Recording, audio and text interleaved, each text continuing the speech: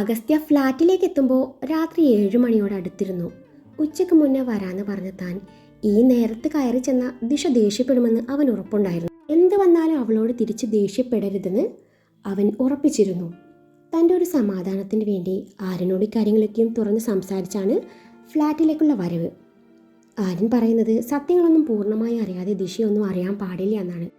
താൻ അത്രത്തോളം സ്നേഹിക്കുന്ന ഒരാൾ മറ്റൊരാളുടേതാണെന്ന് അറിയുന്ന നിമിഷം താൻ ഒരു പച്ചയായ മനുഷ്യനായി മാറിപ്പോയി. പോലീസാണെന്നോ DCP ആണെന്നോ ഇതിനെക്കുറിച്ച് കൂടുതൽ അന്വേഷിക്കണമെന്നോ എന്നതിനെക്കുറിച്ച് ഒരു ധാരണയില്ലായിരുന്നു. ശരിക്കും തകർന്നു പോയ അവസ്ഥ. ദിശ മറ്റൊരാളുടേതാണെന്ന് ഓർക്കും തോറും ഹൃദയത്തിൽ കത്തി കുത്തിയിറക്കുന്ന വേദന. പിന്നീട് ആര്യനാണ് തന്നെ ഓരോന്ന് പറഞ്ഞ് സമാധാനിപ്പിച്ചത്. ഇതിന് പിന്നിലെ സത്യങ്ങൾ മുഴുവനായും കണ്ടെത്തണമെന്ന് ഉറപ്പിച്ചു തന്നെയാണ് തിരികെ ഫ്ലാറ്റിലേക്ക് എത്തിയത്. കൂടെ ഉണ്ടാവുന്ന ആര്യൻ പറഞ്ഞതാണ്. വിചാരിച്ചതുപോലെ തന്നെയായിരുന്നു. ദിശ വീർപ്പിച്ചു വെച്ച മുഖവുമായിട്ടാണ് ഡോർ തുറന്നത്. ഓ വന്നോ? അല്ല, ഇന്ന് ഏതാ കൊല നടന്നേ? നേന്ത്രനായിരിക്കും അല്ലേ? ഇനിയിപ്പോ ഞാലിപ്പൂവും പഴം വല്ലതും ആയിരിക്കൂടാ പപ്പിക്കുട്ടി? പട്ടിക്ക് നേരെ തിരിഞ്ഞുകൊണ്ടുള്ള പരിഹാസത്തോടെയുള്ള ദിശയുടെ പറച്ചിൽ കേട്ട് മറുപടി ഒന്നും പറയാതെ അവൻ മുറി ലക്ഷ്യം വെച്ച് നടന്നു. വരാന്ന് പറഞ്ഞിട്ട് എന്തിനാ എന്നെ വീണ്ടും പറ്റിച്ചത്? അവളുടെ ചോദ്യം കേട്ടിട്ടും അവൻ തിരിഞ്ഞു നോക്കാതെ മുന്നോട്ട് നടന്നു. ഡോ പോലീസേ, തൻ്റെ നാക്കിറങ്ങിപ്പോയോ? അല്ലേലും അങ്ങനെയാണല്ലോ. ആവശ്യത്തിന് ആ നാക്കങ്ങ് പൊങ്ങില്ല. അവൻ അപ്പോഴും ഒന്നും മിണ്ടിയില്ല. താനിങ്ങനെ ഊമപ്പെണ്ണിന് ഊരിയാടപ്പയ്യൻ കളിക്കാതെ എന്തേലും ഒന്ന് പറ. മനുഷ്യനിവിടെ വിശന്നിട്ട് പണ്ടാരടങ്ങി നിൽക്കുക. സംസാരത്തിൽ കുറച്ച് മാന്യതയൊക്കെ ആവാം. വന്ന് വന്ന് എന്തും പറയാം എന്നായോ? അവൻ കലിപ്പിച്ചു നോക്കിക്കൊണ്ട് പറഞ്ഞു. അവൻ്റെ വാക്കുകൾ അവളിൽ ദേഷ്യം നിറച്ചു. അവനെ ദഹിപ്പിച്ചു നോക്കി ഗസ്റ്റ് റൂമിലേക്ക് നടക്കുമ്പോൾ അവളുടെ പപ്പിയും പിന്നാലെ ചെന്നു. അന്നേരം അവൾ പട്ടിയെ ദഹിപ്പിച്ചു നോക്കി. നിന്നോട് ആരാ എൻ്റെ പിന്നാലെ വരാൻ പറഞ്ഞേ? പൊയ്ക്കോണം അവിടുന്ന്. എനിക്കാരും വേണ്ട, ആരും. ദിശ ദേഷ്യപ്പെടുന്നത് കണ്ടപ്പോൾ പാവം പട്ടിക്കുട്ടി തിരിഞ്ഞു നടന്നു.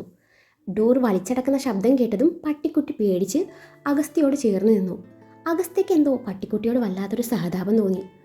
പട്ടിയൊന്ന് തലോടിക്കൊണ്ട് അഗസ്ത്യ പുഞ്ചിരിച്ചു. ശേഷം അവൻ തൻ്റെ മുറിയിലേക്ക് നടന്നു. സമയം 8 മണിയോട് അടുത്തു. അഗസ്ത്യ ബാൽക്കണിയിലെ റെയിലിങ്ങിനോട് ചേർന്ന് നിന്നിട്ടുണ്ട്. തോരാതെ പെയ്യുന്ന മഴയിലേക്ക് കണ്ണു നട്ടിരിക്കുമ്പോൾ ഹൃദയത്തിൽ വല്ലാത്തൊരു വേദന. മഴത്തുള്ളികൾ ഇടയ്ക്കിടെ അവൻ്റെ മുഖത്തേക്ക് വന്ന് പതിക്കുന്നുണ്ട്. എത്ര പെട്ടെന്നാണ് പ്രതീക്ഷകളൊക്കെ അവസാനിച്ചത്. അവൾ തൻ്റേതല്ലേ? അതെ, തൻ്റേതാണ്. തൻ്റേത് മാത്രം. അവൻ്റെ കുഞ്ഞിൻ്റെ അമ്മയാണ് പോലും. എൻ്റെ കുഞ്ഞുങ്ങളുടെ അമ്മയാവേണ്ടവളാണ്. അവളുടെ ഉദരത്തിൽ ഒരു ജീവൻ തുടിക്കുകയാണെങ്കിൽ അതിൻ്റെ അവകാശം ഞാൻ മാത്രമായിരിക്കും. പക്ഷെ ആ ഫോട്ടോ, ആ വീഡിയോ, വിവാഹ സർട്ടിഫിക്കറ്റ്, അതൊക്കെ എന്താ? ആരാണ് ഈ ചാന്ദിനി? അപ്പോൾ ദിശയോ? ഇവള് ദിശയോ അതോ ചാന്ദിനിയോ? മനസ്സിൽ ചോദ്യങ്ങളിങ്ങനെ കുമിഞ്ഞുകൂടി. അഗസ്ത്യക്ക് ആകെ തല പെരുകുന്നത് പോലെ തോന്നി. തൻ്റെ വയറിൽ ഒരു കരസ്പർശം അറിഞ്ഞപ്പോഴാണ് അഗസ്ത്യ ചിന്തയിൽ നിന്നുണരുന്നത്. അത് ദിശയായിരുന്നു. അവളവൻ്റെ വയറിൽ വട്ടം ചുറ്റി പിടിച്ചിട്ടുണ്ട്. സച്ചുവേട്ടാ, സോറി. ഞാൻ നേരത്തെ അങ്ങനെയൊന്നും പറയാൻ പാടില്ലായിരുന്നു. അത് പിന്നെ എന്നെ എന്നും പറ്റിച്ചപ്പോൾ എനിക്ക് വിഷമം തോന്നി. അതുകൊണ്ടാ ഞാൻ എന്തുമാത്രം ആഗ്രഹിച്ചതാ. നിങ്ങളുടെ വരവും കാത്ത് എത്രയോ മണിക്കൂറുകളാണ് ഞാൻ കെട്ടി ഒരുങ്ങി നിന്നത്. വരാൻ പറ്റില്ലെങ്കിൽ വിളിച്ച് പറയായിരുന്നില്ലേ? അതും പോരാഞ്ഞ് എൻ്റെ കോൾ കട്ട് ചെയ്തു. അതാ എനിക്ക് ദേഷ്യം വന്നേ. സോറി. അവൻ്റെ കാതോരം ചുംബിച്ചുകൊണ്ട് അവൻ പറഞ്ഞു. അവളെ അകറ്റി നിർത്താൻ ബുദ്ധി പറയുന്നുണ്ടെങ്കിലും മനസ്സ് അതിനനുവദിക്കുന്നുണ്ടായിരുന്നില്ല. സച്ചുവേട്ടാ, സോറി ഞാൻ പറഞ്ഞല്ലേ. എന്നിട്ട് എന്താ എന്നോടൊന്നും മിണ്ടാത്തേ? ഇപ്പോഴും ദേഷ്യമാണോ? അവൾ അവൻ്റെ മുന്നിൽ വന്ന് നിന്നുകൊണ്ട് ചോദിച്ചു. അങ്ങനെയൊന്നുമില്ല ദിശ. ഞാനൊരു കേസിൻ്റെ ടെൻഷനിലായിരുന്നു, അതാ. ആണോ? ഞാൻ അറിഞ്ഞില്ല, സോറി. അവൾ അവൻ്റെ നെഞ്ചിലേക്ക് പതുങ്ങിക്കൊണ്ട് പറഞ്ഞു. അവൾ തന്നോട് അടുത്തിടപഴകുമ്പോൾ അവനെന്തോ വല്ലാത്തൊരു വീർപ്പ് മുട്ടൽ പോലെ തോന്നി. അവളെ അവൻ അടർത്തി മാറ്റി കുറച്ച് മാറി നിന്നു. അന്നേരം വീണ്ടും അവൾ അവൻ്റെ അരികിലേക്ക് നീങ്ങി നിന്ന് അവനെ കെട്ടിപ്പിടിച്ചു. സച്ചുവേട്ടാ, എന്തൊരു തണുപ്പല്ലേ? എനിക്കിങ്ങനെ കെട്ടിപ്പിടിച്ച് കിടക്കാൻ തോന്നുന്നു. തൻ്റെ പുറമേനയിൽ തല ചായച്ചുകൊണ്ട് പറയുന്ന പെണ്ണിനെ എന്ത് പറഞ്ഞ് ഒഴിവാക്കണമെന്ന് അവനൊരു ഊഹമില്ലായിരുന്നു. ദിശ, നീ എനിക്കൊരു ചായ തരുമോ? നല്ല തലവേദന. ആദ്യമായിട്ടാണ് അവൻ തന്നോട് ചായ ചോദിക്കുന്നത്. അതിൻ്റെ സന്തോഷത്തിൽ ദിശ അവൻ്റെ കവിളിൽ അമർത്തിമുത്തി. Yes, of course.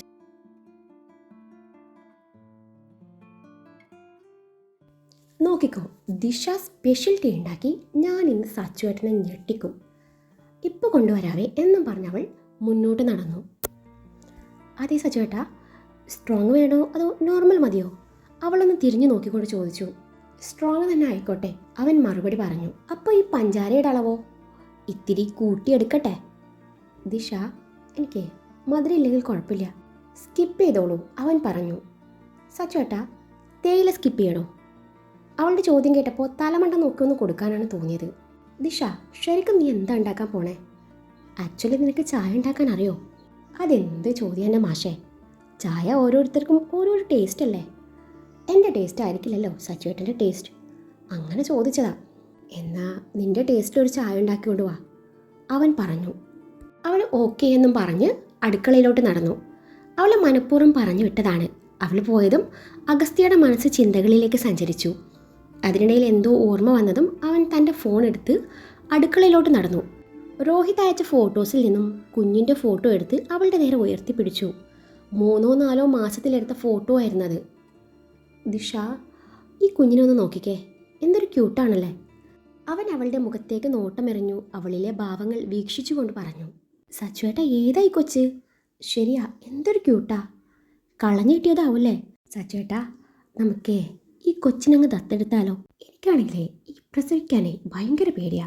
ഇനിയിപ്പോൾ ഞാനെങ്ങാനും മരിച്ചു പോയാൽ സച്ചുവേട്ടൻ ഇവിടെ ഒറ്റക്കായി പോവില്ലേ? ദിശാവനിലെ ഭാവങ്ങൾ സസൂക്ഷ്മം വീക്ഷിച്ചുകൊണ്ട് പറഞ്ഞു. കളഞ്ഞു കിട്ടാൻ ഇതെന്താ പട്ടിയോ പൂച്ചയും വല്ലതാണോ? ഇത് അനാഥ കുട്ടിയൊന്നുമല്ല, ഈ കുട്ടിക്ക് അവകാശികളൊക്കെ ഉണ്ട്. ആണല്ലേ? ഷോ, എന്നാൽ നമുക്കേ നയൻസും വിഘ്നേഷും ചെയ്തതുപോലെ അങ്ങനെ ചെയ്താലോ? ഇരട്ട കുട്ടികൾ മതി കേട്ടോ. എൻ്റെ ദിശ, അതാണ് ഇപ്പോൾ ഇവിടുത്തെ പ്രശ്നം. നീ അങ്ങ് കയറി എങ്ങോട്ടായി പോണേ? അല്ല, നിനക്ക് വേണ്ടപ്പെട്ട ആരെങ്കിലും പ്രസവ സമയത്ത് മരിച്ചു പോയോ? അഗസ്ത്യ മനഃപൂർവ്വം അത് ചോദിച്ചതാണ്. ഹേയ്, എൻ്റെ ആരും മരിക്കാൻ? എൻ്റെ ആരും മരിച്ചിട്ടൊന്നുമില്ല. അല്ലാതെ തന്നെ ഇതുപോലെയുള്ള ന്യൂസൊക്കെയും നമ്മൾ എന്നും കേൾക്കാറില്ലേ? അല്ലെങ്കിൽ നമുക്കെന്തിനാ കുഞ്ഞുങ്ങളെ, നമുക്ക് നമ്മുടെ പപ്പിയില്ലേ? അവൻ്റെ പ്രതികരണം അറിയാൻ വേണ്ടി അവളിങ്ങനെ ഓരോന്ന് പറയുന്നുണ്ട്. ബെസ്റ്റ്, നിൻ്റെ ഈ പപ്പിയിലൂടെ ആണല്ലോ എൻ്റെ പരമ്പര നിലനിർത്താൻ പോകുന്നത്. എന്നാൽ പിന്നെ നമുക്ക് നമ്മൾ തന്നെ മതി. നമുക്കിങ്ങനെ ചാവോളം സ്നേഹിച്ചും പിണങ്ങിയും അടിപിടി കൂടിയും അങ്ങ് അടിച്ച് പൊളിക്കാം. എന്നിട്ട് വല്ല വിഷമോ മറ്റോ കഴിച്ച് അങ്ങ് ഒരുമിച്ച് മരിക്കാം. ചാവാൻ നേരം ഒരിറ്റ് വെള്ളം കൊടുക്കാൻ ആരും ഇല്ലാതായി പോയില്ലേ? ആ ഒരു ഡയലോഗ് വരരുതല്ലോ. എങ്ങനെയുണ്ട് എൻ്റെ ബുദ്ധി? ഗംഭീരം. കോടതിയിലെ പെർഫോമൻസ് കണ്ടപ്പോൾ ഞാൻ കരുതി നിന്നെ അണ്ടർ എസ്റ്റിമേറ്റ് ചെയ്താ എനിക്ക് തെറ്റി പറ്റിപ്പോയെന്ന്. ഇപ്പോൾ ബോധ്യമായി, തെറ്റ് പറ്റിയതേ നിൻ്റെ അച്ഛനാ. വല്ല വാഴയോ കപ്പയോ മറ്റോ വെച്ചാൽ മതിയായിരുന്നു. ഓ, ക്ലീഷേ ഡയലോഗ് പറഞ്ഞ് വെറുപ്പിക്കാതെ സാർ ഒരു കപ്പിങ്ങോട്ട് എടുത്തേ. അവൾ പുച്ഛത്തോടെ പറഞ്ഞതും അവനിലും പുച്ഛം. കപ്പ് എടുത്ത് അവൾക്ക് നേരെ നീട്ടി. അതങ്ങോട്ട് കഴുകി സച്ചുവേട്ടാ. കപ്പ് കഴുകി അവളുടെ കൈ കൊടുത്തു. ശേഷം തൻ്റെ ഫോണിലേക്ക് പിന്നെയും നോട്ടം വായിച്ചു. ആ കുഞ്ഞിനെ കണ്ണെടുക്കാതെ നോക്കി നിന്നു. അന്നേരം അവൾ അവനെ വല്ലാത്ത ഭാവത്തിലൊന്ന് നോക്കി. ദേ മനുഷ്യ, സത്യം പറ, ഇത് നിങ്ങളുടെ കൊച്ചല്ലേ? ഈ കൊച്ചിനെ എവിടെയോ ഒരു നിങ്ങളുടെ ചായ കാച്ചിലുണ്ടല്ലോ. ഈ കൊച്ചിൻ്റെ അമ്മയെന്തേ? ദിശ അവനെ ദഹിപ്പിച്ച് നോക്കിക്കൊണ്ട് ചോദിച്ചു. ഞാനങ്ങേ കൊന്നു കുഴിച്ചു മൂടി. ദേ ഇവിടെയാ ബോഡി കുഴിച്ചിട്ടെ. കിച്ചണിലെ ഒരു ഭാഗം ചൂണ്ടിക്കൊണ്ടവൻ പറഞ്ഞു. ആഹാ, അന്തസ്. ദൃശ്യം മോഡൽ കൊല നടത്തിയിട്ടേ പറയുന്നത് കേട്ടില്ലേ? ദിശ പ്ലീസ്, തമാശകളാ, ഇതൊരു സീരിയസ് കേസാണ്. ഓ ശരി, കളഞ്ഞു. ഇനി അല്പം സീരിയസ് ആവാം അല്ലേ? ദിശയാണ് പറഞ്ഞത്. പിന്നീട് അഗസ്ത്യ രോഹിത്തിൻ്റെ ഒരു സിംഗിൾ പിക്ക് എടുത്ത് ദിശയ്ക്ക് കാട്ടിക്കൊടുത്തു. ദിശ, നിനക്ക് ഇയാളറിയോ? ദിശ ഫോട്ടോയിലേക്ക് നോട്ടം പായിച്ചു. പിന്നെ അറിയാതെ? ദിശയുടെ ആ മറുപടി അവനെ ഞെട്ടിച്ചു. ആരാ? ഇവനല്ലേ പണ്ട് എൻ്റെ കൂടെ കഞ്ഞിയും കറിയും വെച്ച് കളിച്ചേ. ഞങ്ങളെ തിക്ക് ഫ്രണ്ട്സായിരുന്നു. അങ്ങനെ ഇരിക്കെയാണ് 5-6 വർഷങ്ങൾക്ക് മുൻപ് ഒരു സുപ്രഭാതത്തിൽ നാട്ടിലാകെ ഭീതി പരത്തി ഒരു കൊടും ഭീകരനെ ഫ്ലൈറ്റും പിടിച്ച് ഈ നാട്ടിൽ കാലുകുത്തുന്നേ. മനുഷ്യന്മാരൊക്കെ അവനെ പേടിച്ച് വീട്ടിൽ നിന്ന് പോലും ഇറങ്ങാതെയായി. തടിച്ച് ചീർത്ത് ഉരുണ്ട് ദേഹം നിറയെ മുള്ളുകളുള്ള വികൃതമായ ഒരു ജീവി. മൂപ്പരെന്ന് കുറേ പേരെ വിഴുങ്ങി, കൂട്ടത്തിലെ ലവനെയും. ദിശയുടെ പറച്ചിൽ കേട്ട അഗസ്ത്യ കണ്ണും തള്ളിയിരിപ്പാണ്. നീ പറഞ്ഞ വികൃതമായ ജീവിയുടെ പേര് കൊറോണ എന്നാവൂല്ലേ? അത് തന്നെ. പാവം ലവൻ കൊറോണ പിടിച്ചാൽ മരിച്ചേ. എനിക്കൊന്ന് അവസാനമായി കാണാൻ പോലും പറ്റിയില്ല. ദിശ സെൻറ്റി അങ്ങ് വാരി വിതറി. ഈ കഥ നീ പോയി നിന്റെ തന്തയ്ക്ക് പറഞ്ഞു കൊടുക്ക്, ചിലപ്പോൾ അങ്ങേരെ വിശ്വസിക്കും. ഒരു കൊറോണ കഥയും കൊണ്ട് വന്നിരിക്കുന്നു. അഗസ്ത്യ അവളെ പുച്ഛിച്ചു. അന്നേരം അവൾ കൗണ്ടർ ടോപ്പിന് മേലെയുള്ള നൈഫ് സെറ്റിൽ നിന്നും മൂർച്ചയുള്ള ഒരു കത്തി നോക്കിയെടുത്ത് അവൻ്റെ കഴുത്തിന് നേരെ വെച്ചു. അവളുടെ പ്രവൃത്തിയിൽ അവൻ കണ്ണും തള്ളിയിരിപ്പാണ്. ദിശ കത്തി മാറ്റി, നല്ല മൂർച്ചയുള്ള കത്തിയാ, ദേ മുറിയുട്ടോ, അഗസ്ത്യ നേരിയ ഭയത്തോടെ പറഞ്ഞു. എങ്ങനെ ഭയക്കാതിരിക്കും, വെളിവും വെള്ളിയാഴ്ചയും ലവലേശം ഇല്ലാത്ത പെണ്ണാണ്. യെസ്, മുറിയും, അവൾ നിസാര മട്ടിൽ പറഞ്ഞു. ദിശ കളിക്കല്ലേ, കത്തി മാറ്റ്. അത് തന്നെയാണ് എനിക്ക് തന്നോടും പറയാനുള്ളത്. കൂടുതലും കളിക്കല്ലേ. തന്തയ്ക്ക് വിളിക്കുന്ന ഈ പരിപാടി ഉണ്ടല്ലോ, എനിക്ക് എന്തോ അത്രയ്ക്കും കൂടെ ഇഷ്ടമാവുന്നില്ല. ഇനി മേല എൻ്റെ അച്ഛനെ പറഞ്ഞാലുണ്ടല്ലോ, തന്നെ നാവേ സവാള അരിയുന്ന പോലെ കുനുകുന അരിയും, എന്നിട്ടേ എൻ്റെ പപ്പയ്ക്കിട്ട് കൊടുക്കും. ഈ ഭൂമിയിൽ ഞാൻ ഏറ്റവും കൂടുതൽ സ്നേഹിക്കുന്നത് എൻ്റെ അച്ഛനെയാണ്, പിന്നെ അമ്മയെ. നമ്മുടെ അച്ഛനും അമ്മയ്ക്കും അവർക്ക് പകരം വെക്കാൻ മറ്റൊന്നില്ല, ഇനി ഉണ്ടാവാനും പോണില്ല. അച്ഛനും അമ്മയും ഒഴികെ ബാക്കിയുള്ള ബന്ധങ്ങൾക്കൊക്കെയും പകരം വെക്കാൻ മറ്റൊന്നിനെ കൊണ്ട് പറ്റും. ഈ പറയുന്ന നിങ്ങൾക്ക് പകരമാവാൻ മറ്റൊരാളെ കൊണ്ട് പറ്റും. എനിക്ക് പകരം മറ്റൊരുത്തിയും വരാം. പക്ഷേ അച്ഛൻ അമ്മ അവർക്ക് തുല്യം അവർ മാത്രമേ ഉള്ളൂ. അതും പറഞ്ഞ് ദിശ കത്തി മാറ്റി. സോ DCP എൻ്റെ അച്ഛനെ വെറുതെ വിടുന്നതായിരിക്കും നല്ലത്. അങ്ങേരെ ഒരു പാവമാണ് സാറേ, ജീവിച്ചങ്ങ് പോയിക്കോട്ടെ. അതല്ല ഇനിയും എൻ്റെ തന്തയ്ക്ക് വിളിക്കാനാണ് പരിപാടിയെങ്കിലേ തൻ്റെ നാവ് മാത്രമല്ല പലതും ഞാൻ അറിയും. അവൻ്റെ തൊണ്ടക്കുഴിയിലേക്ക് കത്തി ഒന്നുകൂടെ ആഴ്ത്തിക്കൊണ്ട് അവൾ വല്ലാത്ത ഭാവത്തിൽ പറഞ്ഞു. അവളുടെ പറച്ചിൽ കേട്ട് അവൻ്റെ മനസ്സിലൂടെ ഏതൊക്കെയോ സിനിമാ രംഗങ്ങൾ കടന്നുപോയി. സച്ചുവേട്ടൻ പേടിച്ചു അല്ലേ? അവനിൽ നിന്ന് കത്തി മാറ്റിക്കൊണ്ട് അവൾ ചോദിച്ചു. ചെറുതായി. വല്ലാത്ത ഭാവത്തിൽ അതും പറഞ്ഞവൻ തൻ്റെ ജീവൻ തിരിച്ചു കിട്ടിയ ആശ്വാസത്തിൽ കഴുത്തൊക്കെയും തൊട്ടു നോക്കുന്നുണ്ട്. ഷോ, ഞാൻ എൻ്റെ സച്ചുവേട്ടനോട് അങ്ങനെയൊക്കെ ചെയ്യുമോ? JK, just kidding. ഞാനിങ്ങനെ പറയുന്നൊന്നേ താൻ കരുതൊന്നും വേണ്ട. അരിയൊന്ന് പറഞ്ഞാലേ അരിഞ്ഞിരിക്കും.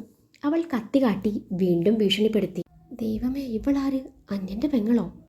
ഓരോ നേരത്ത് ഓരോ സ്വഭാവം. ഒന്ന് കരുതിയിരിക്കുന്നത് നല്ലതാ, അവൻ ചിന്തിച്ചു. എന്നിട്ട് അവളെ നോക്കി ചിരിച്ചെന്ന് വരുത്തി.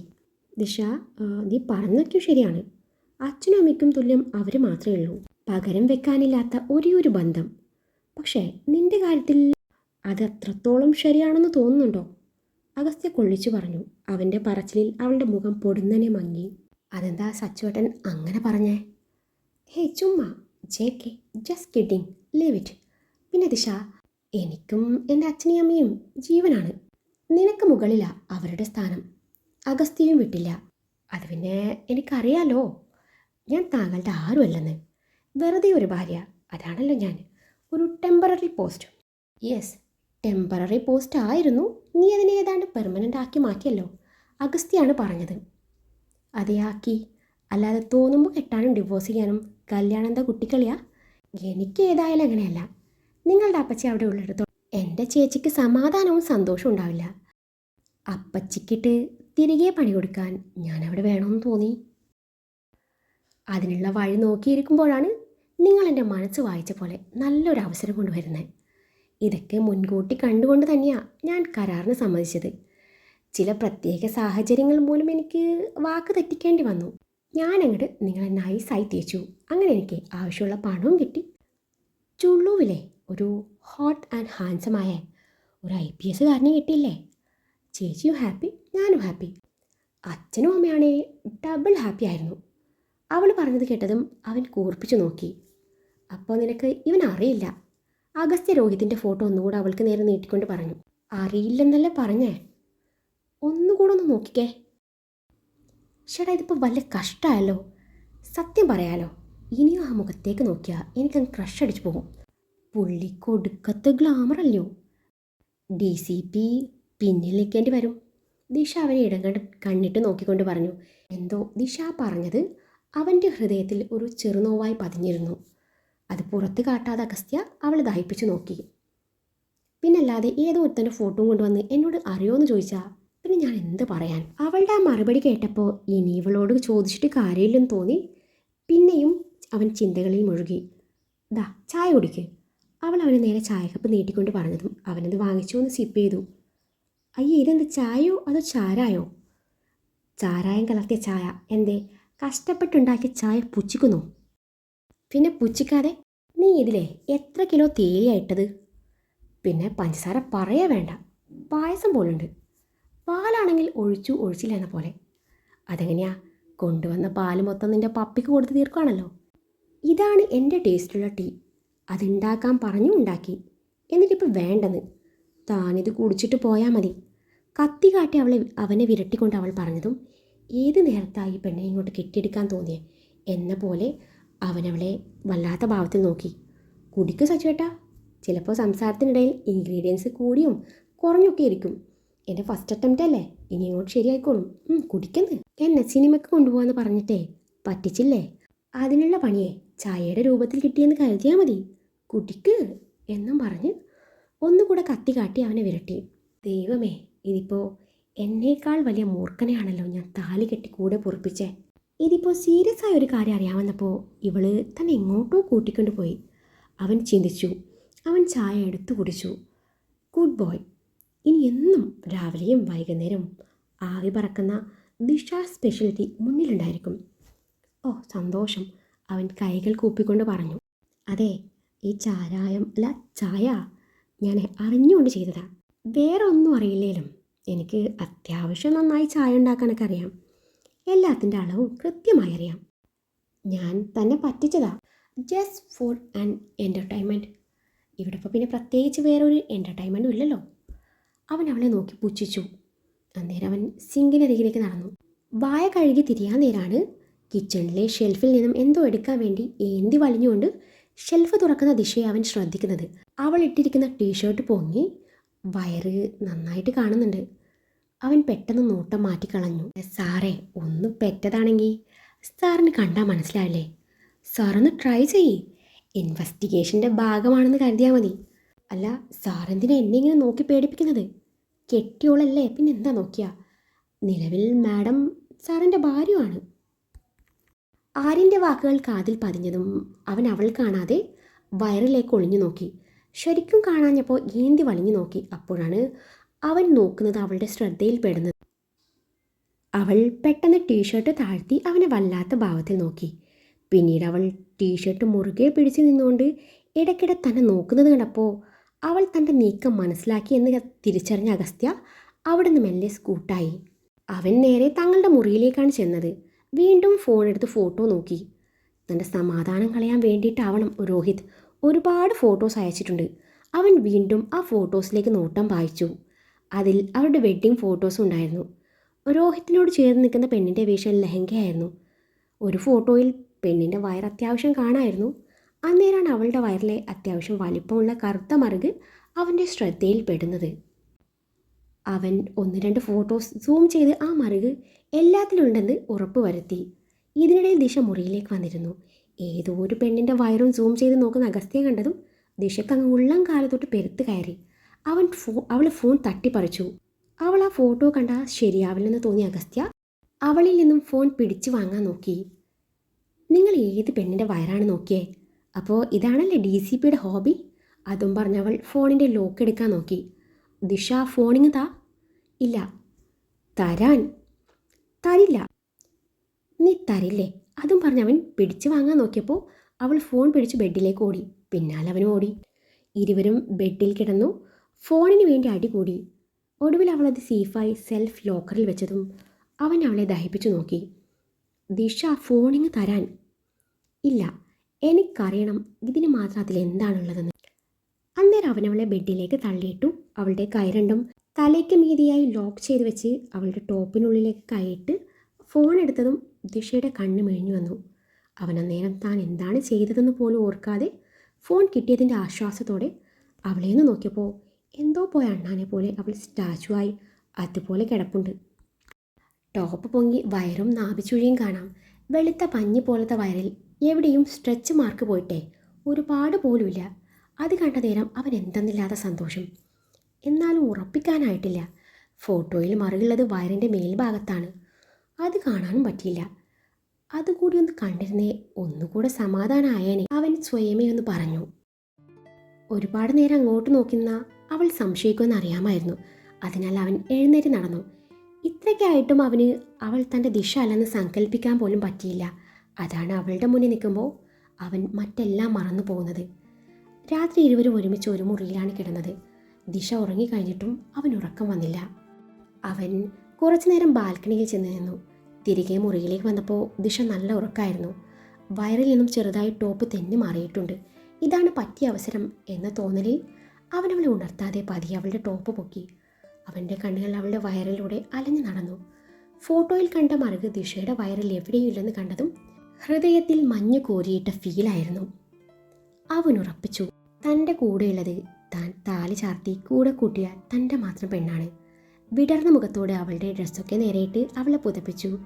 ബെഡിൻ്റെ മറ്റേ സൈഡിൽ കണ്ണടച്ച് കിടക്കുമ്പോൾ അവൾ തൻ്റെ ഭാര്യയാണെന്ന് ഉറപ്പിക്കാനുള്ള അടുത്ത മൂമെൻറ്റ്സ് എന്താണെന്ന ചിന്തയിലായിരുന്നു അവൻ. ഇതേ സമയം ഉറക്കം നടിച്ചു കിടന്ന ദിശ അവൻ്റെ പ്രവർത്തികളിൽ ആകെ തറഞ്ഞു പോയിരിക്കുന്നു. പിന്നീട് ഒരാഴ്ചയോളം അഗസ്ത്യ ദിശയിൽ നിന്ന് അകലം പാലിച്ചു നിന്നു. അവൾ അടുത്ത് വരുമ്പോൾ മനഃപൂർവ്വം ഒഴിഞ്ഞു മാറും. ദിശയെ ശ്രദ്ധിച്ചതുമാണ്, എന്നാലും അറിഞ്ഞതായി ഭാവിച്ചില്ല. അഗസ്ത്യയും ആര്യനും യാത്രയിലായിരുന്നു. സർ, മാഡത്തിൻ്റെ DNA സാമ്പിളെ ഈ പ്രഭാകർ എന്ന വ്യക്തിയുമായി മാച്ച് ആവുന്നില്ല. അങ്ങനെ നോക്കുമ്പോൾ ഈ പ്രഭാകർ മാഡത്തിൻ്റെ ബയോളജിക്കൽ ഫാദർ അല്ലെന്ന് നമുക്ക് ഉറപ്പിക്കാം. ആര്യൻ പറഞ്ഞത് കേട്ടതും അഗസ്ത്യ ഒന്ന് അമർത്തി മൂളി.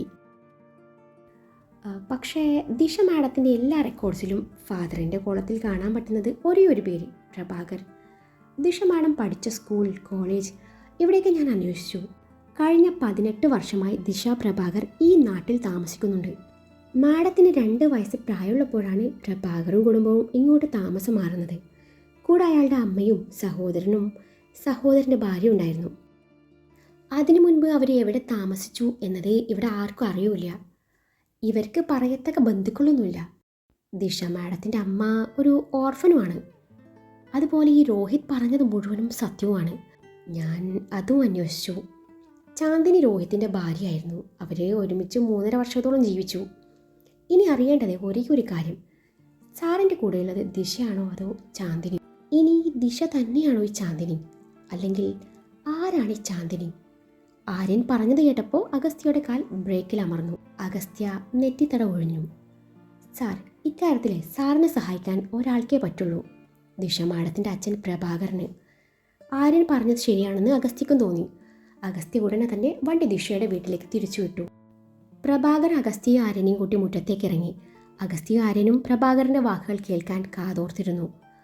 അതേ മോനെ, മോൻ പറഞ്ഞത് സത്യമാണ്. എൻ്റെ തെച്ചുമോള് എനിക്ക് എൻ്റെ രക്തത്തെ പിറന്ന മകളല്ല. പ്രഭാകരൻ്റെ സ്വരം ചെറുതായി ഇടറി. ഈ സത്യം അറിയാവുന്നത് കൊണ്ടാവാം അഗസ്ത്യ ഞെട്ടിയില്ല. ഞാൻ അവളുടെ സ്വന്തം അച്ഛനിൽ നിന്ന് അവൾക്കും അറിയാം.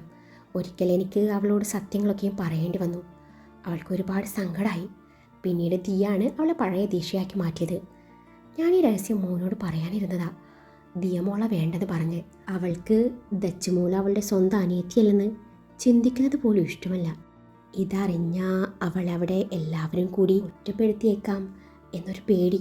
ഒരിക്കൽ മോൻ്റെ അപ്പച്ചി അവരുടെ അമ്മ അനാഥയാണെന്ന പേരും പറഞ്ഞ് പരിഹസിച്ചിരുന്നു. അപ്പം പിന്നെ എൻ്റെ ദച്ചുമോള് എൻ്റെ സ്വന്തം അല്ലെന്നറിഞ്ഞാൽ അവർ പിന്നെ എൻ്റെ കുഞ്ഞിനെ വെറുതെ വിടുമോ?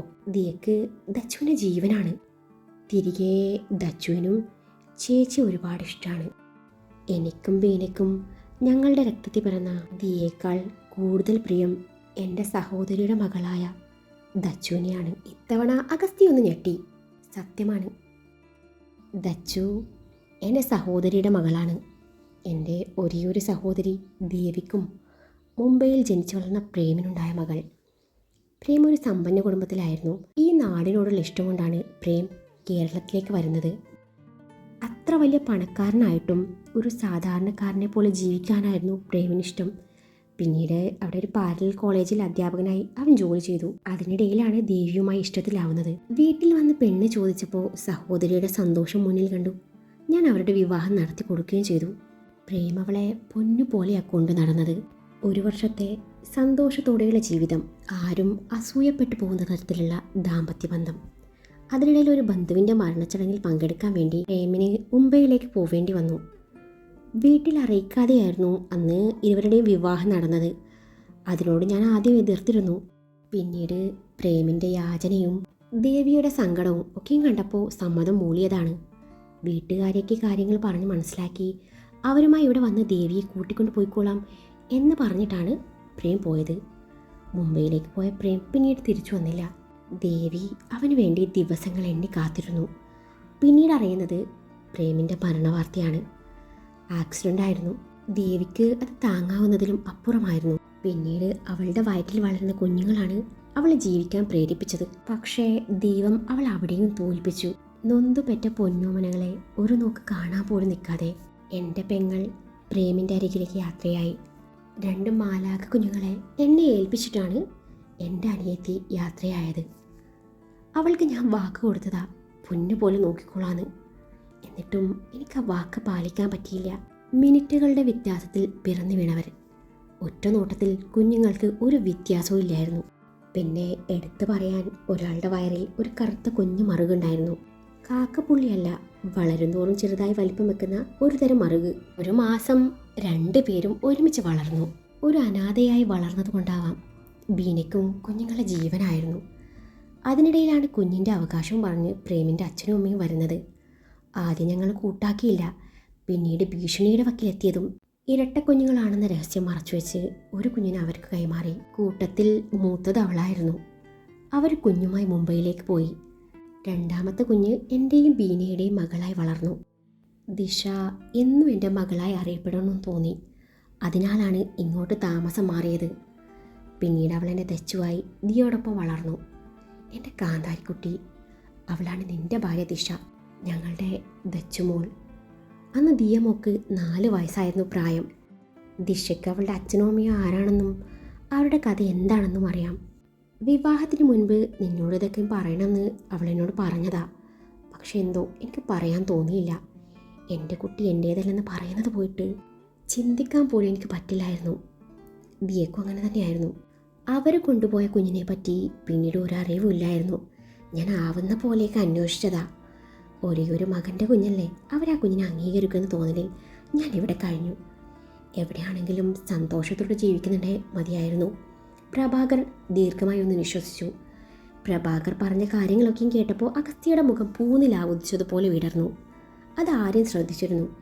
അവർക്കിപ്പോൾ ഏകദേശ ധാരണ കിട്ടി. അഗസ്ത്യ തൻ്റെ ഫോണിന് വേണ്ടി പോക്കറ്റിൽ പരതി. പിന്നീടാണ് താൻ ഫോൺ എടുത്തിട്ടില്ല എന്ന കാര്യം അവന് മനസ്സിലാക്കുന്നത്. അഗസ്ത്യ പ്രഭാകരനോട് രോഗത്തിൻ്റെ കാര്യം തുറന്നു പറഞ്ഞു. എല്ലാം കേട്ടതും പ്രഭാകർ വല്ലാത്തൊരവസ്ഥയിലായിരുന്നു. തൻ്റെ സഹോദരിക്ക് വാക്ക് കൊടുത്തല്ലേ, എന്നിട്ടിപ്പോൾ ആ കുട്ടിയെ കാണാതായെങ്കിൽ അവൾ എങ്ങോട്ട് പോയി? എങ്ങനെ അവൾ രോഹിത്തിൻ്റെ വണ്ടിക്ക് മുന്നിൽ പെട്ടു? അപ്പോൾ പ്രേമിൻ്റെ വീട്ടുകാർ ആ കൊച്ചിനെ തെരുവിലേക്ക് വലിച്ചെറിഞ്ഞോ? അതിനു വേണ്ടിയായിരുന്നോ എന്നിൽ നിന്നും തട്ടിപ്പറിച്ചത്? പ്രഭാകറിന് വേദന തോന്നി. രോഹിത് പറഞ്ഞ പെണ്ണ് ദിശയല്ലെന്ന് പ്രഭാകർ അഗസ്ത്യയോട് ഉറപ്പിച്ചു പറഞ്ഞു. അവസാനം ഈ പറയുന്ന ചാന്ദിനി ദിശയുടെ ട്വിൻ സിസ്റ്റർ ആയിരിക്കാമെന്ന നിഗമനത്തിൽ അവരെത്തിച്ചേർന്നു. ഇതേസമയം ദിശ മാനസയുടെയും മയൂരിയുടെയും കൂടെ പുറത്തേക്ക് ഇറങ്ങിയതാണ്. അതിനിടയിൽ മാളിലൊന്ന് കയറി. ചന്തു. ദിശയുടെ മുന്നിലായി ഒരു ചെറുപ്പക്കാരൻ വന്നു നിന്നു. ആളുടെ കയ്യിൽ ഒരു പെൺകുഞ്ഞുണ്ട്. ദിശ ആ കുഞ്ഞിനെ കണ്ണെടുക്കാതെ നോക്കി നിന്നു. ചന്തു, അവൻ വീണ്ടും വിളിച്ചു. ദിശയാണെങ്കിൽ ആരായി ചന്തു എന്ന പോലെ തിരിഞ്ഞു നോക്കി. ചന്തു, നീ എന്താ ഇങ്ങനെ നോക്കുന്നത്? രോഹിത്തിൻ്റെ ചോദ്യം കേട്ട് അവളുടെ മുഖം മങ്ങി. ചന്തുവോ? എന്ത് ചന്തു? ആരുടെ ചന്തു? ഞാൻ ചന്തുവൊന്നുമല്ല. അല്ലെങ്കിലും പെൺകുട്ടികൾക്ക് ആരെങ്കിലും ചന്തു എന്ന് പേരിടോ? ദിശ പറഞ്ഞു. ചന്തു, നിന്നെ കണ്ട എനിക്ക് മനസ്സിലാവില്ലേ? നീ ചുമ്മാ കളിക്കല്ലേ. ഹേ മിസ്റ്റർ, നിങ്ങൾക്ക് ആള് മാറിയതാ. ഞാൻ ദിശയാ. ചന്തു, കാര്യങ്ങൾ ഏകദേശം എനിക്കറിയാം. പക്ഷേ നീ എൻ്റെ ചന്തുവാ. ദേ നമ്മുടെ മോള്. രോഹിത് പറഞ്ഞത് കേട്ടപ്പോൾ ഇത്തവണ ദിശയുടെ മുഖഭാവം മാറി. മാനസയും മയൂരിയും ഇതെന്താ കഥ എന്ന പോലെ നോക്കി നിന്നു. ഇനിയിപ്പോൾ വല്ല യൂട്യൂബ് ചാനലുകാരുടെ ഓഡിയൻസ് പ്രാങ്ക് വല്ലതാണോ? കളിക്കാരനും പ്രാങ്കർ സലീമും മാതിരി പരിപാടി ചെയ്യുന്നത് കണ്ടിട്ടുണ്ട്. ഇതേതാ പുതിയൊരാൾ? മാനസ മയൂരിയോട് മന്ത്രിച്ചു. എടി, ആളുടെ ലുക്ക് കണ്ടിട്ടേ ലോക്കലായിട്ട് തോന്നുന്നില്ല. ഇതേതോ വലിയ ചാനലാണെന്ന് തോന്നുന്നു. ഹിന്ദി ചാനലായിരിക്കും. പുള്ളിയെ കണ്ടിട്ട് ഹിന്ദി നടൻ്റെ ലുക്കില്ലേ? മയൂരി പറഞ്ഞു. ആയിരിക്കും. അല്ല, ഇവളെന്തിനാ ഇങ്ങനെ എക്സ്പ്രഷൻ ഇട്ട് മരിക്കുന്നത്? അവൾക്ക് കത്തിയില്ലെന്ന് തോന്നുന്നു. പ്രാങ്കാണെന്ന് സൂചന കൊടുത്തേക്കാം. ഇല്ലേ വീഡിയോ ചാനലിൽ വരുമ്പോൾ ചമ്മിനാറി അവളുടെ ഫേസ് കാണേണ്ടി വരും. മാനസ് അതും പറഞ്ഞ് ദിശയെ തൂണ്ടി. എന്തുവാടി? ദിശ മാനസയെ നോക്കി കലിപ്പിട്ടു. എടി, ഇത് പ്രാങ്കാണെന്ന്. പ്രാങ്ക്? നീ ഡീസൻ്റ് ആവ്. മാനസ വായും പൊത്തിപ്പിടിച്ച് ദിശയോട് പതിയെ പറഞ്ഞു. എന്തുവാ, പ്രാന്താണെന്നോ? അത് തന്നെ ഞാനും പറയുന്നത്, ഇയാൾക്ക് പ്രാന്താണെന്ന്.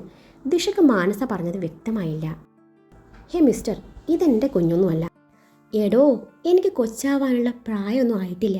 ഡോ, തനിക്ക് ഞാൻ ആരാന്നറിയോ? ഇവിടുത്തെ DCPയുടെ വൈഫാണ്. അതുകൊണ്ട് തൻ്റെ നാടകമൊക്കെ നിർത്തി പെട്ടെന്ന് സ്ഥലം വിട്ടോ. എൻ്റെ കൊച്ചാണ് പോലും. ഞാൻ തന്നെ ഒരു കൊച്ചാ. മനുഷ്യൻ്റെ മൂട് കളയാൻ ഓരോന്ന് ഇറങ്ങിക്കോളും എന്നും പറഞ്ഞ ദിശ രോഹിത്തിനെ നോക്കി പുച്ഛിച്ചു മുന്നോട്ട് നടന്നു. അതിനിടയിൽ അവളൊന്ന് തിരിഞ്ഞു നോക്കി. ഇതേ സമയം ക്ലൈമാക്സിലെ സസ്പെൻസ് പ്രതീക്ഷിച്ച് നിൽക്കുകയാണ് ബാക്കി രണ്ടും. മിക്കവാറും വീഡിയോ ഇറങ്ങിയ ഇവൾ ട്രോളന്മാരുടെ ഇരയായി ഏറിലങ്ങ് കയറും.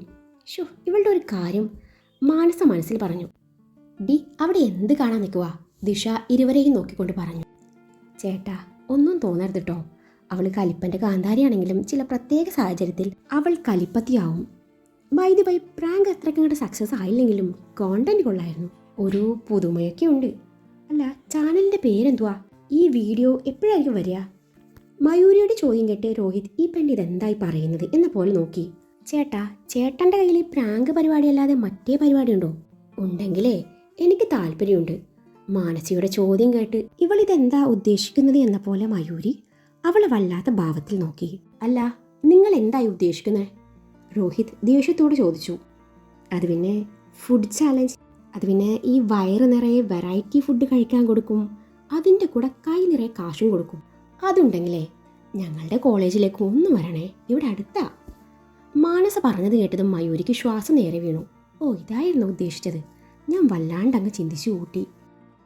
പിന്നെ സ്ട്രീറ്റ് ഫോട്ടോഗ്രാഫി, അതും ഇഷ്ടമാണ്. ഞങ്ങളടക്കം ഒരുപാട് സുന്ദരിമാർ അവിടെ പഠിക്കുന്നുണ്ട്. സമയം കിട്ടും പോലെ ചേട്ടൻ ഇങ്ങോട്ട് ഇറങ്ങിയാൽ മതി. നല്ല ക്യൂട്ട് ബേബി, വാടകയ്ക്ക് എടുത്തിയാ? അതിനിടയിൽ കുഞ്ഞിൻ്റെ കവിൾ കൊഞ്ചിച്ചുകൊണ്ട് മാനസ പറഞ്ഞതും ഇതൊക്കെ എവിടെ നിന്ന് കുറ്റിയും പറിച്ചു വരുന്നു എന്ന പോലെ രോഹിത് അവരെ കലിപ്പിൽ നോക്കി അവിടെ നിന്ന് പോയി. സച്ചുവായിട്ട് ഇയാളുടെ ഫോട്ടോയും കാട്ടിയല്ലേ എന്നോട് അറിയുമെന്ന് ചോദിച്ചേ? യെസ്, ഇയാൾ തന്നെ. അതെന്താ എന്നോട് അങ്ങനെ ചോദിച്ചത്? മാളിൽ നിന്നും പുറത്തേക്ക് ഇറങ്ങുമ്പോൾ ദിശ ചിന്തിച്ചു. പിന്നീട് അവൾക്ക് കറങ്ങാനുള്ള മൂഡില്ലായിരുന്നു. ദിശയെ ഫ്ലാറ്റിലിറക്കി മാനസയും മയൂരിയും അവിടെ നിന്ന് മടങ്ങി. ഫ്ലാറ്റിലെത്തിയ ദിശ ഫ്രിഡ്ജിൽ നിന്നും വെള്ളം എടുത്ത് കുടിച്ചു. അവളുടെ മനസ്സിൽ എന്തൊക്കെയോ സംശയങ്ങൾ കടന്നുകൂടി. അവൾ മുറിയിലേക്ക് നടന്നു. അതിനിടയിലാണ് അഗസ്ത്യയുടെ ഫോൺ ശബ്ദിക്കുന്നത്. അത് ശ്രദ്ധയിൽപ്പെട്ട ദിശ ഫോൺ എടുത്ത് കൈ പിടിച്ചു. ഫുൾ റിങ് ചെയ്ത് കോൾ കട്ടായി. ദിശ ഉള്ളിൽ വിരിഞ്ഞ സംശയത്തോടെ ഫോണിൻ്റെ ലോക്ക് എടുത്തു. അഗസ്ത്യ ഈടെയായി തന്നിൽ നിന്നും എന്തൊക്കെയോ ഒളിക്കുന്നുണ്ട്. താൻ അരികിൽ ചെല്ലുമ്പോൾ മനഃപൂർവ്വം എന്തൊക്കെയോ പറഞ്ഞൊഴിഞ്ഞു മാറും. അക്കാര്യം അവൾ ശ്രദ്ധിച്ചിരുന്നു. എങ്കിലും അതത്ര കാര്യമാക്കിയിരുന്നില്ല. നേരത്തെ മാളി വെച്ച് കണ്ട അവനും സച്ചുവേട്ടനും തമ്മിൽ എന്താ ബന്ധം? ആരായിരിക്കും അവൻ? അന്ന് സച്ചുവേട്ടൻ തന്നിൽ നിന്ന് മറച്ചു പിടിച്ച ആ പെണ്ണ് ഏതാ? എന്താ സച്ചുവേട്ടൻ അവളുടെ വയറിൽ അത്രയ്ക്കും സൂം ചെയ്ത് നോക്കിയത്? ദിശയുടെ ഉള്ളിൽ ഒരുപാട് ചോദ്യങ്ങൾ ഉയർന്നു വന്നു. അവൾ ഫോണിൻ്റെ ലോക്ക് എടുത്ത് സെർച്ച് ചെയ്യാൻ തുടങ്ങി. ഒടുവിൽ വാട്സാപ്പ് തുറന്നു നോക്കി. രോഹിത് എന്ന പേരിൽ സേവ് ചെയ്ത നമ്പറിൽ കിടക്കുന്ന ഫോട്ടോസ്, വീഡിയോസ്, വോയിസ് നോട്ട് ഇതൊക്കെയും കാണവേ ദിശയ്ക്ക് നിയന്ത്രണം നഷ്ടപ്പെടുന്നത് പോലെ തോന്നി. നേരത്തെ ആ മോളിൽ വെച്ച് കണ്ട അതേ ആള്, ഫോട്ടോയിൽ കൂടെയുള്ള ഈ പെണ്ണ്, അത് ഞാനാണോ? ഞാനല്ല. പക്ഷെ തൻ്റെ അതേ മുഖം, അതെങ്ങനെ? ഈ കുഞ്ഞ് ഇതാരുടെയാ? ഇനിയിപ്പോൾ ഇതെൻ്റെ ട്വിൻ സിസ്റ്റർ ആയിരിക്കുമോ? പക്ഷെ ഇയാൾ പറയുന്നത് ഞാൻ തന്നെയാണെന്നല്ലേ? അപ്പോൾ DCPയും ഇയാളും നേരത്തെ കണ്ടുമുട്ടി. ഇതൊക്കെയും മനസ്സിൽ വെച്ചിട്ടാണ് സച്ചുവേട്ടൻ എന്നോട് അങ്ങനെ പെരുമാറിയത്. ദിശയ്ക്ക് അഗസ്ത്യയോട് ദേഷ്യം തോന്നി. അഗസ്ത്യ രോഹിതിന് അയച്ച ലാസ്റ്റ് വോയിസ് നോട്ട് അവൾ പ്ലേ ചെയ്തു. നീ പറഞ്ഞത് സത്യമാണെന്ന് എനിക്ക് ബോധ്യമായ ഞാൻ അവളെ നിനക്ക് വിട്ടുതരും. മറിച്ചാണെങ്കിൽ അഗസ്ത്യ ആരാണെന്ന് നീ അറിയും. അപ്പോൾ DCPക്ക് ഞാൻ ആരാണെന്ന് സംശയമാണല്ലേ? കൊള്ളാം. ദിശയ്ക്ക് അവനോട് പുച്ഛം തോന്നി. അതേസമയം തന്നെയാണ് വീണ്ടും ആ ഫോണിലേക്ക് കോൾ വരുന്നത്. രോഹിത് എന്ന ഡിസ്പ്ലേയിൽ കണ്ടതും ദിശ കോൾ അറ്റൻഡ് ചെയ്ത് ചെവിയോട് അടുപ്പിച്ചു. പക്ഷെ ഒന്നും മിണ്ടിയില്ല. ഹലോ സാർ, ഇത് ഞാനാ രോഹിത്. ഒരാഴ്ചത്തെ സമയം വേണം എന്നല്ലേ പറഞ്ഞത്? പറഞ്ഞ സമയം കഴിഞ്ഞു. ഇപ്പോൾ ബോധ്യമായില്ലേ അവൾ എൻ്റെ ചാന്ദിനിയാണെന്ന്? അല്ല, ഞാൻ നിങ്ങളുടെ ചാന്ദിനിയല്ല, ഞാൻ ദിശയാ. ഹലോ ചന്തു, നീ DCP എവിടെ? ഞാൻ പറഞ്ഞല്ലോ ഞാൻ ചന്തു അല്ലെന്ന്. നിങ്ങളൊന്ന് വിശ്വസിക്ക്. ചന്തു, നിനക്ക് എങ്ങനെ എന്നോട് ഇങ്ങനെയൊക്കെ പറയാൻ തോന്നുന്നത്? ഞാൻ നിൻ്റെ എല്ലാം ആയിരുന്നില്ലേ? നമ്മുടെ മോള് അമ്മയില്ലാതെയാ ഇത്രയും നാൾ വളർന്നത്. ഇനി എനിക്ക് വയ്യ ചന്തു. Stop it. നിങ്ങൾക്കെന്നാ പറഞ്ഞാൽ മനസ്സിലാവില്ലേ? ഞാൻ ചാന്ദിനിയല്ല, ദിശയാണ്. ദിശ പ്രഭാകർ. ഇപ്പോൾ ദിശ അഗസ്ത്യ. നിങ്ങൾ പറയുന്നൊക്കെയും സത്യമാവാം, പക്ഷേ നിങ്ങൾ ഈ പറയുന്ന നിങ്ങളുടെ ചാന്ദിനി ഞാനല്ല. അതൊന്ന് ആദ്യം മനസ്സിലാക്ക്. അവളെൻ്റെ ടിൻ സിസ്റ്റർ ആയിരിക്കാം. ഞാൻ പറയുന്നത് സത്യമാണ്. ഞാൻ ദിശയാണ്. എനിക്ക് നിങ്ങളെന്ന് കാണണം. എനിക്ക് നിങ്ങളോട് ചിലത് പറയാനുണ്ട്. ഞാൻ നിങ്ങളുടെ ചാന്ദിനിയായിട്ടല്ല വരുന്നത്, ദിശയായിട്ടാണ്. സോ പ്ലീസ് എന്നെ ഇനി അങ്ങനെ വിളിക്കരുത്. ദിശ പറയുന്നതൊക്കെയും രോഹിത് സമാധാനത്തിൽ കേട്ടുനിന്നു. ശരി, കാണാം. ഞാനിവിടെ നാച്ചുറൽ പാർക്കിലുണ്ട്. ശരി, ഞാൻ അങ്ങോട്ട് വരാം. അത്രയും പറഞ്ഞ് ദിശ കോൾ അവസാനിപ്പിച്ചു. അഗസ്ത്യ അവൾക്ക് വാങ്ങിച്ചു കൊടുത്ത സ്കൂട്ടി എടുത്താണ് അവൾ പോയത്. നാച്ചുറൽ പാർക്കിങ്ങിനോട് ചേർന്നുള്ള പാർക്കിംഗ് ഏരിയയിൽ വണ്ടി പാർക്ക് ചെയ്ത് നടക്കുമ്പോൾ തൻ്റെ വരവും കാത്തു നിൽക്കുന്ന രോഹിത്തിനെ അവൾക്ക് ദൂരെ നിന്ന് കാണാമായിരുന്നു. അതിനിടയിലാണ് അവൾക്ക് മുന്നിലേക്ക് ഒരു വണ്ടി സഡൻ ബ്രേക്കിട്ട് നിർത്തുന്നത്. വണ്ടിയുടെ ഗ്ലാസ് താഴ്ന്നു വന്നതും കോ ഡ്രൈവിംഗ് സീറ്റിലിരിക്കുന്ന ആളെ കണ്ട് ദിശയുടെ മുഖത്ത് ഭയം നിഴലിച്ചു. അന്ന് വീൽ ചെയർ ഉരുട്ടി തൻ്റെ കൈ ഒടിച്ച ആ പൂച്ചക്കണ്ണൻ. അവൾ അവനെ ഒന്ന് കാണാനിരിക്കുമായിരുന്നു, പകരം ചോദിക്കാൻ. പക്ഷെ കൂടെ 2 മല്ലന്മാർ കൂടി ഉണ്ടെന്ന് കണ്ടതും അവൾ വേണ്ടെന്ന് വെച്ചു. പൂച്ചക്കണ്ണൻ വണ്ടിയിൽ നിന്നിറങ്ങി അവൾക്ക് നേരെ ഗൺ ചൂണ്ടിയതും അവൾ എന്ത് ചെയ്യണം എന്നറിയാതെ പിന്നോട്ട് ചുവടുകൾ വെച്ചു. ദി പോലീസ് എന്നും പറഞ്ഞ ദിശ അവൻ്റെ തോക്ക് തട്ടിപ്പറിച്ചു അവർക്ക് നേരെ ചൂണ്ടി അവരെ ഭീഷണിപ്പെടുത്തി. ഗുണ്ടകൾ ഒന്നടങ്ങി എന്ന് തോന്നിയതും അവൾ തോക്കും പിടിച്ച് ഒരൊറ്റ ഓട്ടായിരുന്നു. ഗുണ്ടകൾ പിന്നാലെ ഓടി. അന്നേരം അവൾ രണ്ടും കൽപ്പിച്ചു പൂച്ചക്കണ്ണനെ നോക്കി ഷൂട്ട് ചെയ്തു. കാലിലാണ് വെടികൊണ്ടത്. അവൻ വേദന കൊണ്ട് തളർന്നു വീണു. വല്ലതും പറ്റിയോ? കൂടെയുള്ളവൻ ചോദിച്ചു. കുഴപ്പമില്ല, അവളെ വിടരുത്, ചെല്ല്, പൂച്ചക്കണ്ണൻ കൂടെയുള്ളവരോട് പറഞ്ഞു. അവരെ ദിശയുടെ പിന്നാലെ ചെന്നു. ദിശ മുന്നോട്ട് ഓടുന്നുണ്ട്. അതിനിടയിൽ തിരിഞ്ഞു നോക്കി അവർ തന്നെ പിടിക്കും എന്ന് വന്നപ്പോൾ അവന്മാരെ ഷൂട്ട് ചെയ്യാൻ നോക്കിയപ്പോൾ അതിലുണ്ടയില്ല. ഉണ്ടയില്ലാത്ത തോക്കും കൊണ്ട് ഇറങ്ങിക്കോളും തെണ്ടികൾ എന്നും പറഞ്ഞ് ഗൺ ദൂരേക്ക് വലിച്ചെറിഞ്ഞു. മുന്നോട്ട് ഓടി. ഒടുവിൽ അവൾ ഓടി തളർന്നു. ഗുണ്ടകൾ അടുത്തെത്തിയതും കടലമ്മേ അനുഗ്രഹിക്കണേ എന്നും പറഞ്ഞു ഇരു കൈയിലും പൂഴിമണൽ വാരി 3ൻ്റെയും കണ്ണു നോക്കി എറിഞ്ഞു. അവന്മാർ കണ്ണും പൊത്തി പിടിച്ച് നിലവിളിച്ചു. അവന്മാർ വരുന്നതിന് മുൻപ് രക്ഷപ്പെടാം എന്ന് മനസ്സിൽ പറഞ്ഞ് ഓടാനൊരുങ്ങിയവയാണ് അങ്ങ് ദൂരെയുള്ള രോഹിത്തിനെ അവൾ കാണുന്നത്. ആള് കൈകൊണ്ട് ഏതാണ്ടൊക്കെ കാണിച്ച് അവളുടെ അരികിലേക്ക് ഓടുന്നുണ്ട്. ഇങ്ങേരിതെന്താ എൻ്റെ പിന്നാലെ വരുന്നേ? അവൾ ഫോൺ എടുത്ത് രോഹിത്തിനെ വിളിച്ചു. ഇങ്ങോട്ട് വരണ്ട, പൊയ്ക്കോ, നമുക്ക് നാളെ കാണാം, ഞാൻ പോവാണ് എന്നും പറഞ്ഞ് ഓട്ടം തുടർന്നു. അവളുടെ കയ്യിലുള്ളത് അഗസ്ത്യയുടെ ഫോണായിരുന്നു. അതുകൊണ്ട് അവനെ വിളിച്ച് കാര്യം പറയാൻ പറ്റിയില്ല. കോൾ ലിസ്റ്റിൽ ആരിൻ്റെ നമ്പർ കണ്ടതും അവൾ ഡയൽ ചെയ്തു. അഗസ്ത്യയുടെ നമ്പറിൽ നിന്നും തൻ്റെ നമ്പറിലേക്ക് കോൾ വരുന്നത് കണ്ട ആര്യൻ അഗസ്ത്യക്ക് ഫോൺ കൈമാറി. ഹലോ ആര്യൻ സർ, ഇത് ഞാനാ, ദിശ. ഞാനിവിടെ BC റോഡിലെ നാച്ചുറൽ പാർക്കിലാണ് ഉള്ളത്. എന്നെ ഇവിടെ 2-3 ഗുണ്ടകൾ ഫോളോ ചെയ്യുന്നുണ്ട്. കൂട്ടത്തിലൊരു പൂച്ചക്കണ്ണനെ നോക്കി ഞാനങ്ങ് ഷൂട്ട് ചെയ്തു. ചത്തില്ലെന്ന് തോന്നുന്നു. ആ പൂച്ചക്കണ്ണൻ എന്നെ മുൻപ് 2 തവണ കൊല്ലാൻ നോക്കിയതാ. ആ ദേഷ്യത്തിൽ അവൻ്റെ നെഞ്ചു നോക്കി പൊട്ടിച്ചതാ, കൊണ്ടത് കാലിലും. സാർ, ഭാഗ്യം കൊണ്ടാ ഞാൻ അവരുടെ പിടിയിൽ നിന്നും രക്ഷപ്പെട്ടത്. അവരെൻ്റെ പിന്നാലെയുണ്ട്. എൻ്റെ ജീവൻ അപകടത്തിലാവുന്നതിന് മുമ്പ് എന്തെങ്കിലും ചെയ്യണം സാർ. അല്ല, നിങ്ങളുടെ DCPയെ ഫോണും വീട്ടിൽ വെച്ചിട്ട് വായുഗുളിക വാങ്ങാൻ പോയിരിക്കുക? ഓട്ടത്തിനിടയിൽ ദിശ ചോദിച്ചു. നിൻ്റെ അച്ഛനും. അഗസ്ത്യായിരുന്നു മറുപടി പറഞ്ഞത്. ഓ, അവിടെ ഉണ്ടായിരുന്നോ? DCP സാർ അവിടെ ഉണ്ടെന്ന് അറിഞ്ഞിരുന്നേ, വിളിക്കില്ലായിരുന്നു. ഇതിലും ഭേദം ഗുണ്ടകളുടെ വെടികൊണ്ട് അന്തസ്സായി ചാവുന്നതായിരുന്നു. തൻ്റെ പ്രൈവറ്റ് ഇൻവെസ്റ്റിഗേഷനൊക്കെ കഴിഞ്ഞോ? എന്നിട്ട് കൂടെയുള്ളത് ദിശയാണോ ചാന്ദിനിയാണോ എന്നത് ഫൈനലൈസ് ചെയ്തു. ദിശയുടെ സ്വരത്തിൽ പരിഹാസം കലർന്നിരുന്നു. ഗുണ്ടകൾ തൻ്റെ പിന്നാലെ ഇല്ലെന്ന് ഉറപ്പുവരുത്തി അവൾ ഓട്ടം നിർത്തി. ദിശ, നീ ഇതൊക്കെ എങ്ങനെ അറിഞ്ഞു എന്നാവും? പോലീസിനേക്കാൾ ബുദ്ധി ഞങ്ങൾ വക്കീലന്മാർക്കാ. നിങ്ങൾക്ക് ഞാൻ ആരാണെന്ന് സംശയമാണല്ലേ? എന്നാ കേട്ടോ, ഞാൻ ചാന്ദിനിയാ.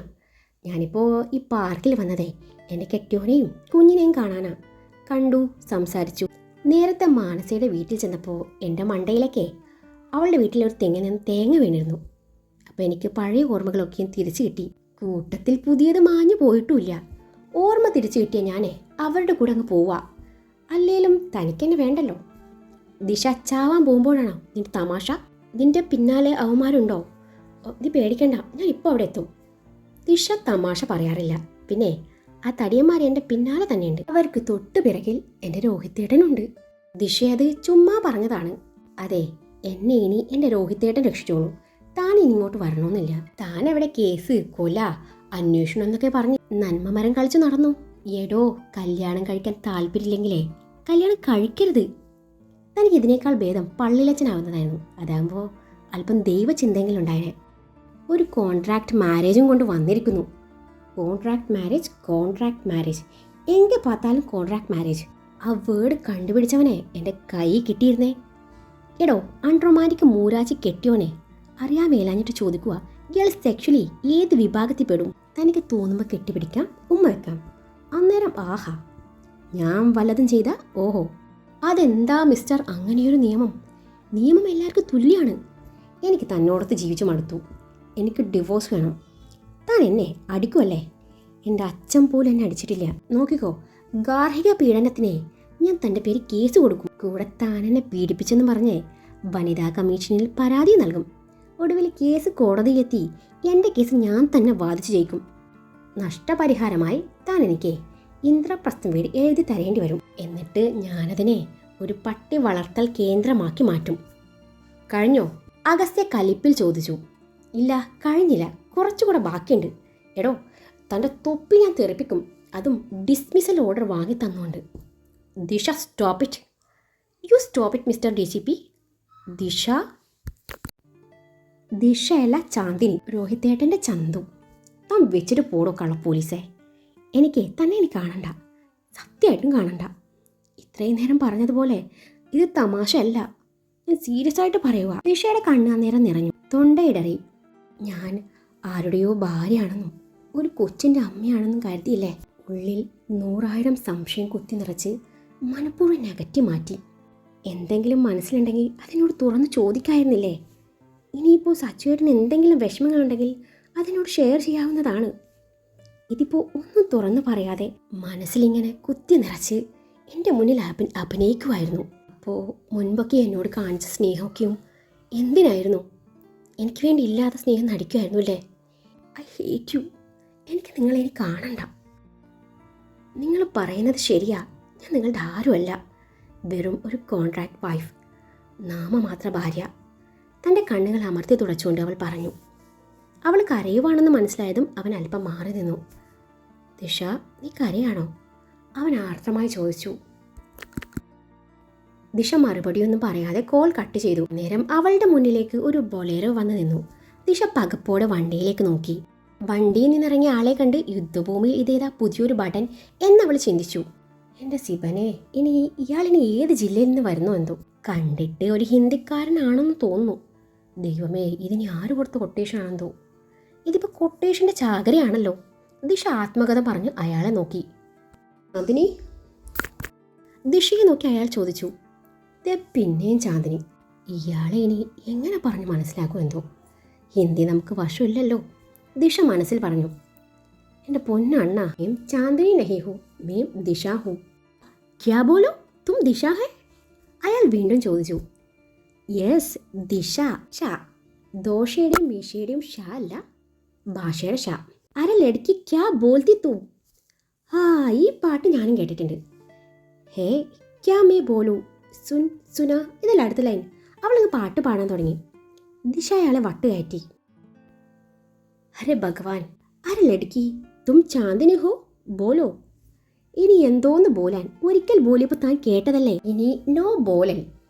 അണ്ണൻ പെട്ടെന്ന് സ്ഥലം കാലിയാക്ക്, ദിശ അവനെ നോക്കി പറഞ്ഞു. ക്യാ?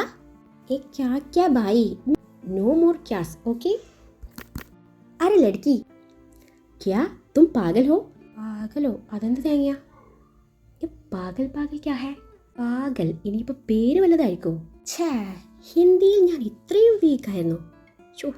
ആരോടുമുള്ള ദേഷ്യം രാഷ്ട്രഭാഷയോട് തീർക്കണ്ടായിരുന്നു. അച്ഛൻ ഹിന്ദി പഠിക്കാൻ വിട്ടപ്പോൾ പഠിച്ചാൽ മതിയായിരുന്നു. പാഗൽ കേട്ടിട്ട് തെറിയല്ലെന്ന് തോന്നുന്നു. സമ്മതിച്ചു കൊടുത്തേക്കാം അല്ലേ? യെസ് അണ്ണ, ഐ എം പാഗൽ ഹോ. സോറി ഭയ്യ, മേം പാഗൽ ഹോ. ക്യാ? പിന്നെയും ക്യാ? അരെ ഭയ്യ, എന്താണ് ഹേത്? ചുമ്മാ ക്യാ പറഞ്ഞ സമയം കളയാതെ പോവാൻ നോക്ക് ഹേ. ഞാൻ നിങ്ങൾ ഉദ്ദേശിക്കുന്ന ആള് നഹി ഹേ. നഹി എന്ന് പറഞ്ഞ നഹി, അത്ര തന്നെ. ഇനിയൊന്നും എന്നോട് ചോദിക്കരുത്. എനിക്ക് ഹിന്ദിയും ഇഷ്ടമല്ല, ഈ ഹിന്ദിക്കാരെ ഇഷ്ടമല്ല. അത്രയും പറഞ്ഞവൾ തിരിഞ്ഞു നടന്നു. എൻ്റെ ചാന്ദിനി, നീ ഇതൊക്കെ അറിയുന്നുണ്ടോ? ശരിക്കും നീ ഇപ്പോൾ എവിടെയാണല്ലേ? ദിശ നടത്തത്തിനിടയിൽ ആരോടൊന്നില്ലാതെ പറഞ്ഞു. അടുത്ത നിമിഷം 6 അടിയോളം പൊക്കം വരുന്ന ഒരാൾ അവളുടെ മുന്നിൽ വന്ന് നിന്നു. ദിശ എന്തെങ്കിലും പ്രവർത്തിക്കും മുമ്പ് അയാൾ അവളുടെ മുഖത്തേക്ക് എന്തോ ഒരു ദ്രാവകം സ്പ്രേ ചെയ്ത് അവളെ ബോധം കെടുത്തി. അവളുമായി അയാൾ വണ്ടിയിൽ കയറി അവിടുന്ന് കുതിച്ചു പാഞ്ഞു.